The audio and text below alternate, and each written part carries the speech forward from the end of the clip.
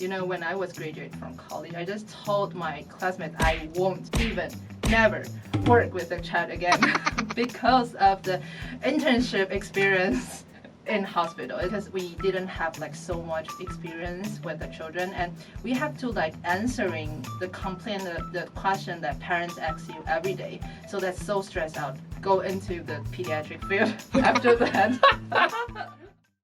Hello, everyone. Welcome to our show today. My name is John Drummond, or Yang Haoen. Hello, 大家好，欢迎各位再度来到 NG 英文，我是 Angela。We have a great show for you today with my good friend Annie, who is known around the Taiwanese community as 苏子英。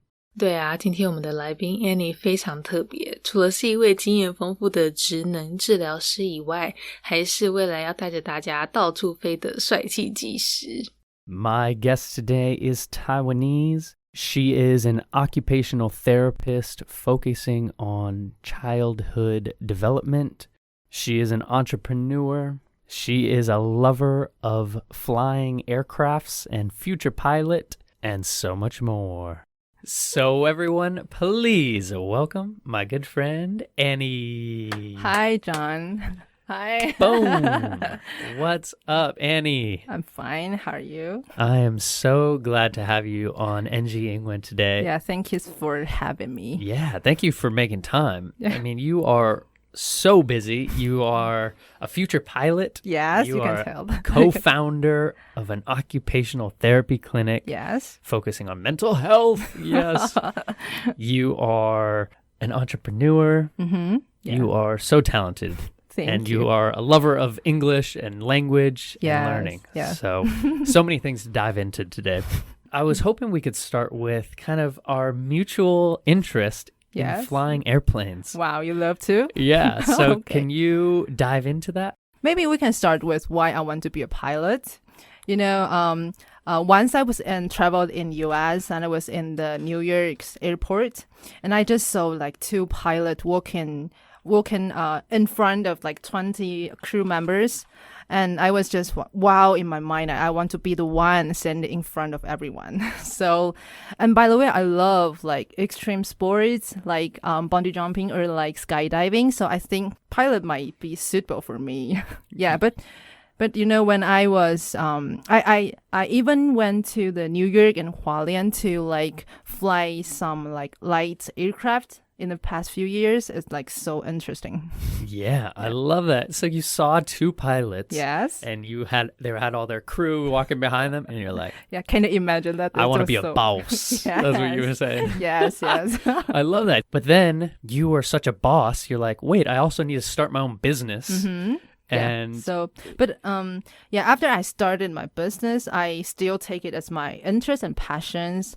And I still thinking about getting the personal pilot license one day. Yeah, me too. I had my first experience a few months ago flying in LA. How about it? Oh my gosh. It's cool, right? So cool. Yeah, we just, we flew to an island off the coast of California to have lunch.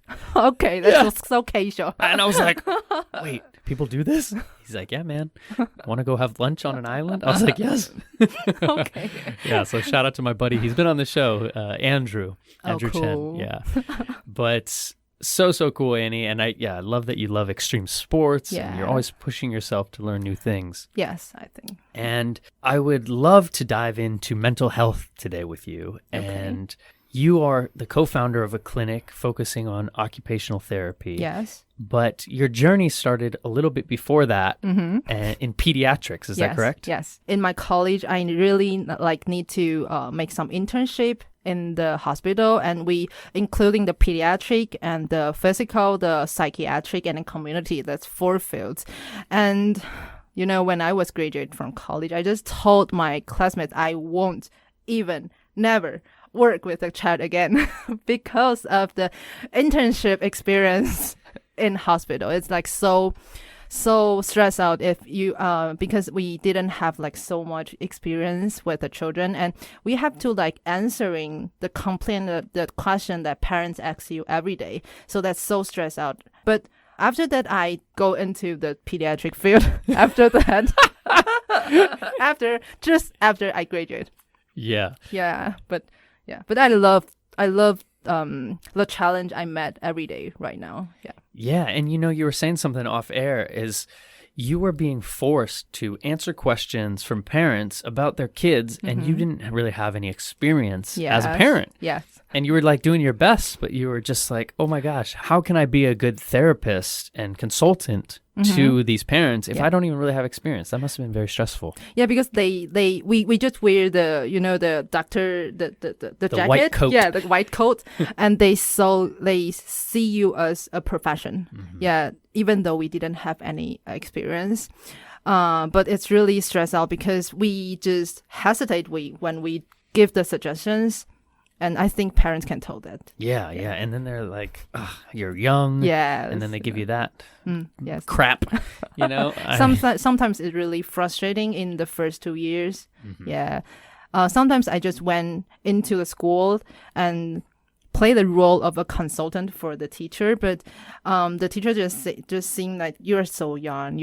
I don't trust your word. Yeah, it's so frustrating. That's very frustrating. Yeah. And so fast forward a little bit, you decided to co-found your own clinic. Is that correct? Yeah. So can you share a bit about what you're doing at your clinic and what you aim to do? Okay. Yeah. My clinic, we are trying to help the children developmental issues. We do some evaluation and intervention. Also, we just empowering the parenting skills of the parents by some lectures or some workshop as well. And we also want to walk into the community as well. So we just help some children related institution like parent-child center or child welfare units to plan the activities or the lectures for the whole year. Yeah. Yes. Yeah, that's awesome. So you're really creating this ecosystem to have, parents working well with teachers and anywhere in the community to kind of raise each other up. Yes, I think this is the most efficient way and the more supportive way for the child and family. Yeah, and you were saying something off air too that I loved was you were talking about this idea of helping parents see their child as an individual, right? Yeah. Can you share a bit about, what is the difference between kind of parenting here in Taiwan? Yeah, in my generation or in my parents' generation, we follow the order or the comment that our parents told me or our teachers told me. But, in recent society, we need to focus more respect the interest or the ability or the individualize the children more because they have their thoughts when they are still young. That's why there are more children-parent conflict in the family recently. So we always suggest that the parents should focus on the advantage, ability, and the interest of the children when they respect the children as an individual, and the children will gain more self-confidence or self-efficiency, so they can solve their own problem and they won't bother their parents and they won't have any conflict in the family. Yeah, I love that. And I love how you said that, kind of creating that self-efficiency. Yeah. Awesome. Yeah, and Charlie and I got to go to your clinic, I believe in Tianmu, right? Yes, Tianmu, yes. Yeah. And so I saw, all these fun classrooms and focusing on having children be more expressive about their interests and what they care to do. It's very cool. I love what you're doing. And so thinking a little bit about the future, what is your kind of goal or vision with your work or your own life? Actually, we are thinking about making some innovation of the education system. Yeah, because just I said that the children right now is really having their own thoughts. So we are trying to helping them to developing their own interests and even their future career ideas when they are still young, and that will gain more faith and courage when they are going to try new things. So some of my friends just integrate some different professionals in order to design some courses or activities for children. For example, our first project, we just combined the hand-on activities with learning English. I think this is really cool because children can really have fun in the progress, but also we can use hand-on activities to give them sensory input and the learning English it's really like useful, and it's really like a cool stuff and project we are just trying to provide for the family and the children. Yeah, I love it. And the cool thing is that's kind of how we got to meet. Yeah, because of that, our companies are working together to help lift up education from kind of a multi-layered approach.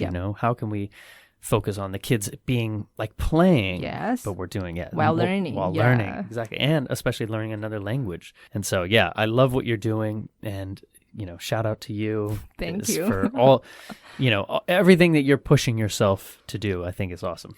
Thank you. Yeah. Appreciate it. 刚才在访谈的一开始，他们不是有分享到说你想要学开飞机是因为有一次在纽约机场被2位帅气的机师煞到，觉得说哇，他们这样子走在机组人员前面，这样子带领团队的英姿也太帅了吧。好，因此而萌生了这个学开飞机的念头，希望以后自己也可以像他们一样帅。但其实因为他自己本来就对极限运动，对于 extreme sports 像是高空弹跳或是跳绳这类的极限运动很有兴趣，所以开飞机对他而言大概也算是在那种极限挑战的范围内，甚至还曾经呢去花莲开轻航机。是说我曾经有想过，但后来实在是太害怕了，所以就没有去成。讲到这个轻航机啊，大家知道它的英文可以怎么说吗？很简单，就是 light aircraft。 light aircraft Aircraft 这个字虽然跟 airplane 两个我们中文都是讲飞机，但是它们其实不太一样。Aircraft 它是泛指飞行器，像是飞机、直升机、无人机、飞行船，甚至是热气球等。好，这些可以在大气层以内飞的都算是 aircraft 的一种。我会说大气层以内是因为在大气层以外就没有空气嘛，对不对？那这些靠空气运作的 aircraft 当然就动不了啊，就会变成是要开外太空的 spacecraft 才可以。好，那 airplane 就是一般我们指的飞机、客机。只要注意哦，我们大概是去年吧，在那个长荣航空机师那一集，我们有谈到说 airplane 跟 flight 两个的差别，大家有印象吗？Flight 它表达的是航班、班机或是飞机的航程，跟 airplane 两个不太一样哦。好，以上呢就是几个跟飞机有关的用法，给各位参考。再来我们讲到的是 Annie 她跟伙伴一起成立的这间职能治疗所跟她的事业发展过程。以前还没毕业的时候，因为都要到医院去实习，那可能因为当初在小儿科实习的经验不是太好，那时候有时候就会比较因为年轻的关系而得不到家长或是学校辅导老师的信任，就放话说以后绝对不要在小儿科领域做事了。结果没想到后来跟伙伴成立的这一间职能治疗所就是跟儿童发展有关。他们呢专门针对发展上有状况的孩子会去做评估，好去协助爸爸妈妈以更好的方式来支持引导孩子的成长，而且有时候也会在亲子中心办活动让社区民众参加，让每个人呢都能在育儿在教养技巧这方面有更深的认识。这边几个字我们来听一下，一个是刚刚提到的这个职能治疗师，英文说法是 occupational therapist， occupational therapist， 或有时候会发懒就直接简称 OT。 那小儿科的话可以说 pediatric。 好 pediatric。 另外刚刚还有讲到的一个是 psychiatric， 它意思是精神科。接着他们分享到说，以台湾过去的传统教养方式来说的话，通常都是学校老师说什么我们就做什么，或是爸爸妈妈讲什么我们就做什么，因为都是为我们好，对不对？那但其实如果以尊重孩子是一个独立个体，尊重他们有自己的兴趣想法，有自己的独特性，这样子的一个角度去切入去教养孩子的话呢，更能够引导出他们自己的优势，也更能够培养出孩子面对问题跟解决问题的能力，而且也会减少亲子之间的冲突，就不会一天到晚都吵架。那除了这部分以外，因为现在的小孩其实都蛮有个人想法的，所以为了他们也计划设计一些创新课程来帮助孩子学习要怎么样去有效的表达个人想法，去发掘自己的兴趣，同时也让他们提早对于未来求职找工作这方面先有一个构想，建立他们的自信心。这部分我们讲到的这个个体英文可以说 individual， 它这边是名词的用法，但是呢有时候也可以当作形容词来用，变成一个有单一个的意思，或者是如果在字尾再给它做一些改变的话，变成 individuality， 那意思就又会不一样，变成是特质，好，独特性。另外一个字是 Annie 提到那些动手做的课程可以刺激孩子的感官输入，有没有？那这个感官输入就是他说的 sensory inputs， 像是视觉、听觉、嗅觉、味觉等等都是 sensory inputs。 那因为不止一个感官输入嘛，所以他用了 multi 或是我们可以讲 multi 来形容，好像他说的 multisensory inputs 就是一个例子。那因为 multi 它是一个 prefix， 是一个字首，所以我们只要是想要表达多个的意思都可以把它加上去，像例如综合维他命，很多种维他命结合在一颗里面嘛，对不对？那就可以说 multivitamin。 或是像文化的 cultural， 那这是一个，那如果是多个文化、多元文化的话就是 multicultural。或者是像很多颜色的雨伞、五彩缤纷的雨伞，我们就可以说 multicolored umbrella。好啦，那这段内容就先在这边告一段落，我们赶快继续听下半段的分享。So, Annie, can we switch gears a little bit and talk about kind of the story of you and your development? Because I think you are so talented. You have learned your English pretty much all by yourself. Yeah, all in Taiwan. Yeah, and I just love that. So can you share a bit about that story? I went to the bilingual kindergarten when I was 3, but after that I just go to the cram school in my middle and high school age for the college entrance exam. But we practice more on like reading and writing. But after I graduated, I found that listening and speaking is more useful in life. So what I'm doing is that I just sometimes I just walk into a store and I just talking English with the clerk, or when I was ordering a meal, I just ordering it in English. Yeah, I love this. So in Taiwan, you are going to talk to other Taiwanese in English. Yeah. Yeah. It's really embarrassed at first, but soon I'm really used to it. That's so brave and so fun and so creative, actually. What gave you that idea to do that? I think learning every language, we need to like practice in our life. Yeah, so and buying a meal is like happening every day in our life. So one day I just come up with this idea and I would just try about it. Yeah, so but the first time I failed, I just totally failed because I just like he didn't understand my English, so I just it's okay, I just go into the Chinese. Yeah, and it was you knew you had that safety of going back into Mandarin. Yeah. But you kept trying. Yeah, I kept trying. You know, and I just love that about you because you're like, all right, let's try it again. And you were like, no, can I order this hamburger? Yeah, can I order this on the menu? Yeah, just pointing to it, like, which is what I did when I arrived to any country. Yeah, you would just use the picture. Yeah, and I'd be like, 这个, you know, 这个. That's cool. Yeah, and you know, any country you go to, that's kind of how it all begins. And I love that because you were like, hey, I eat every day. I order food every day. Yeah.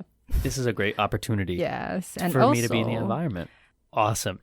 So thinking about kind of some more tips and advice you could maybe share with our audience, what would you say really helped you maybe focus on advancing your English to a higher level at home?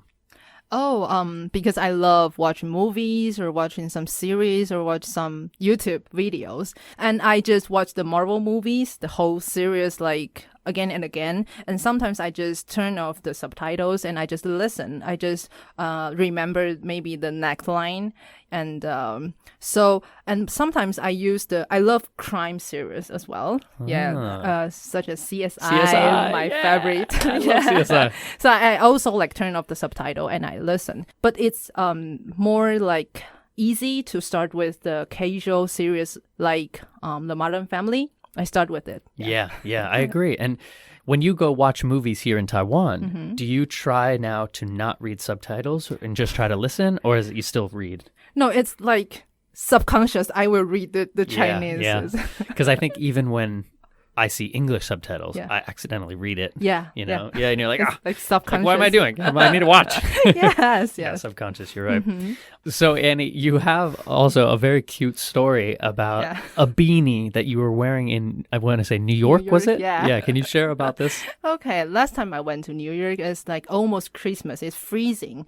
So I just wore a beanie that said "hug me," but you know, in Taiwan, that where the 抱我 or like 亲我, like nothing will happen. But you know, that day I was asked by like 4 strangers that can I hug you because of your beanie slogan. I was just okay. Wow, that was just culture shock. Wow, yeah, that's so cute, and it makes me think. Yeah, so you know, shirts would say "hug me." Yeah. And people in the U.S. would take it literally. They would do it. Yeah, whereas in Taiwan, you know, like 抱我 or, you know, 亲我, it's like it's just cute. Yeah, cute, little cute. You know, like, but nobody's going to be like, hey. Yeah, that's so strange. Interesting. But it's really interesting. But I didn't wear that beanie anymore because of this experience. Yeah, it was like, okay, stop giving me hugs, strangers. Yes. Yeah, it's very interesting, the literal versus figurative kind of style of that. Awesome, Annie. Well, great story. So, unfortunately, we are coming to the end of the show here. Wow, it goes so fast, I know. But thinking back to the younger Annie, before you were an entrepreneur, an occupational therapist, and a future pilot. I love it. Yes. Would there be maybe any advice you give yourself about language, life, mental health? I think I will say I wish I could be like braver, like much more braver about like speaking English. Like I said, when I was a student, I was always worried about I use the right grammar or in the right vocabulary. So but right now, after I graduate, I found that no one will care except your English teachers. No one will care. Like others just cares if they can understand you. So I would love to like tell myself that if I can be more brave while using it in my life, like ordering or like just a little chat with my friends, that will be just fine, because the more practice, the faster you will master it. Yeah, and so well said. You're right. And I always remind my friends that, and remind myself that, like, people actually are not trying to be so serious with you about grammar, spelling. Yes. They just want to communicate. Yes, you know, they just want to try to understand you. And so getting over that little courage. And you know, you did it. You know, you talked to your Taiwanese countrymen and women, and were like, "Hey, I'm going to speak English to you." Yes. And they're like, "Ah!" Or I just told my friends, "Let's speak in English right now." Yeah. Sometimes we just chat, or we just like having fun. We will just for this 5 minutes, we will just speak in English. It's so brave, you know. And look at you now. You're doing that. You're so brave now. Thank you. It looks like you've come so far. Awesome, Annie. Well, where can maybe people find more of about your clinic if they have questions, or maybe your life online, social media? You can just like search the 爱能职能治疗所 online or on Facebook. You will find our clinic, and you will find our personal information on our clinic's internet. Awesome, Annie. All right. Well, I'm sure I'll be seeing a lot of you, since we are now kind of partners together. We are working together a lot. To it. Yes. Awesome. All right. Well, hopefully we can go flying soon. Yeah. Together. I think that it's would be really so cool. Yeah. And we can jump out and skydive as well. Okay, that will be just great. Awesome. All right, Annie. Thanks for joining us on NG 英文. We'll talk to you next time. Okay. 访谈听到这边，相信大家应该都在想说，哇Annie 她是怎么学英文的？怎么可以讲得这么流利？该不会也是在国外住过的吧？其实没有哦，她虽然在幼稚园的时候是念双语的，但是后来国高中都只是念补习班而已。而且因为都是为了要准备考试，所以学的也都是比较着重在读跟写。一直到毕业之后才发现，妈呀，这个英文听力跟口语能力根本才是最有用，才是最需要练习的好吗？所以就开始整个豁出去，直接在餐厅吃饭点餐的时候用英文点。虽然说很尴尬，明明讲中文就可以了，但是这真的是练习的一个好方法。像我有学生也是啊，就是跟自己的宠物讲英文，跟自己在镜子里面讲英文，这样子做一些旁人可能会觉得怪异的举动，但是真的都是很有效的练习方式。除了特别用英文买东西点餐来帮自己增加讲英文的机会以外， Annie 她也是跟我们很多其他来宾一样，会透过电视电影的方式的帮助来练习听力。不过她特别的地方在于她会一看再看，这可能比较适用于自己真的很爱的电影啦，不然一次两次大概就不想看了。像他个人就很喜欢漫威系列的，所以在重复看几次之后就会把字幕关掉，专心用听的。好，这方法本人以前也真的有用过，真的很不错，真心推荐大家可以试试看。然后也可以准备一个笔记本，有没有把自己听到但是不太确定的字写下来，自己尽量去拼出来这样子，然后再开字幕去对照。那长久下来呢，你就可以回顾去看以前自己学的单字或是到底的用法。再来跟大家介绍一个冬天常常会佩戴的东西，叫做 beanie， B-E-A-N-I-E beanie 就是我们说的毛帽。好，当然如果你只说 hat H-A-T hat 人家也是会懂你的意思啦，但它就是各种帽子都可以叫做 hat， 那 beanie 就是比较 specific 比较特定指的就是毛帽。是说大家在挑衣服饰品的时候啊，如果上面写的是英文的话，真的要精心挑选，不然就会像 Annie 一样，帽子上面写一个 hug me 抱我，结果走在纽约街头大家都过来抱他。因为就像 John 说的，美国人对这些衣服上写的东西啊都还蛮 literal， 就是会 take it serious， 会真的去给你抱一个，会真的认真看待。但是在台湾的话，大概就是写个装饰用的而已就是比较 figurative 一点，比较一个象征性的作用，象征大于实际这样子。是说讲到这个 literal 这个字啊，我实在是很想跟大家介绍它的副词形态，因为在口语英文里面真的非常非常实用，只是它就是比较带有一种夸大夸张的意涵在。例如你今天可能从吃完早餐到晚上都还没吃东西，真的是饿爆，你就可以说I can literally eat 500 dumplings right now。 你说我真的可以吃500克水饺，但是你真不太可能吃500克吧，大胃王比赛嘛，所以就是一种夸大的意涵。好 literally。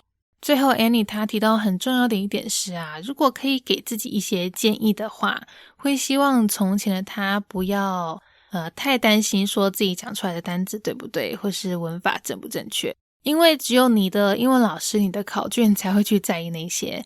平常你跟人家讲话的话，对方看重的是你们之间的沟通，你们的讯息有没有传达到对方的身上，这样子而已，不会还特别去给你纠正文法什么的。所以勇敢一点，不用担心太多，就练习说就对了。好啦，希望大家都从这次的内容学到一些东西。有兴趣的话呢，可以去了解一下 Annie 他们的爱能职能治疗所，也可以顺便看看他们跟我们希平方合作的英文课程哦。 Thank you, John. Thank you, everyone. Bye bye. Bye, everyone. Peace. All right. Well, that is our NG Ingwen show for today. We hope everyone enjoyed listening to that. You can connect with us on Facebook, Instagram, YouTube, and now Spotify. You can search NG Ingwen, or you can search on IG NG English ICRT. And don't forget to tune in every Wednesday morning from 6:30 to 7 and Wednesday night from 9 to 9:30. We'll catch you on the next episode. Bye-bye. 好啦，今天的节目就到这边告一段落啦，感谢各位的收听，别忘了订阅我们的 Spotify 还有 YouTube 频道哦。那喜欢我们节目的话，也要记得到 Instagram 到 IG 上追踪我们哦。如果各位有什么其他问题是想要问来宾的，也请欢迎在底下留言告诉我们，我们一定会想办法帮你问到手。好啦，那就下周在空中相会咯，拜拜。